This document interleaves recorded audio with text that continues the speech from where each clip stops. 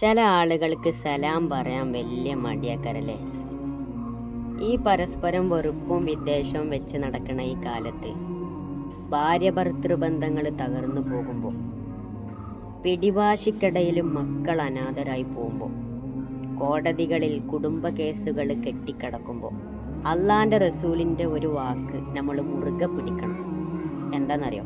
അള്ളാന്റെ റസൂൽ ഒരു ദിവസം സഹാബികളോട് പറഞ്ഞു, സഹാബ, നിങ്ങളിൽ പരസ്പരം സ്നേഹം നിലനിൽക്കാൻ ഞാനൊരു കാര്യം പറഞ്ഞു തരട്ടെ. അപ്പോൾ സഹാബികൾ പറഞ്ഞു, നബിയേ അങ്ങ് പറഞ്ഞു തരീ. അള്ളാന്റെ റസൂൽ പറഞ്ഞു കൊടുത്തു.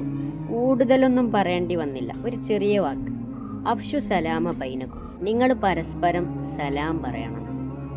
അത് ഭാര്യ ഭർത്താവിനോടാണെങ്കിലും ഭർത്താവ് ഭാര്യയോടാണെങ്കിലും മക്കൾ മാതാപിതാക്കളോടാണെങ്കിലും മാതാപിതാക്കൾ മക്കളോടാണെങ്കിലും സലാം പറയണം. നിങ്ങളിൽ പരസ്പരം സ്നേഹം നിലനിൽക്കും. ഇബ്നു ഉമർ റളിയല്ലാഹു അൻഹു പറയാ, ഞാൻ എൻ്റെ വീട്ടിൽ നിന്ന് വെറുതെ അങ്ങോട്ട് ഇറങ്ങി നടക്കും. റുബമാ അഖ്റുജു മിൻ ബൈത്തി, എന്തിന്? ഒരാളെ കാണാൻ, എന്നിട്ട് അയാളോട് സലാം പറയാൻ. അള്ളാന്റെ പേരങ്ങനെ പറയുമ്പോൾ മനസ്സിനൊരു റാഹത്താണ്. കണ്ടാൽ സലാം കൊണ്ടാണ് മിണ്ടൽ വേണ്ടത് എന്നുള്ളതാ നബി തങ്ങളിൽ നിന്നുള്ളത്.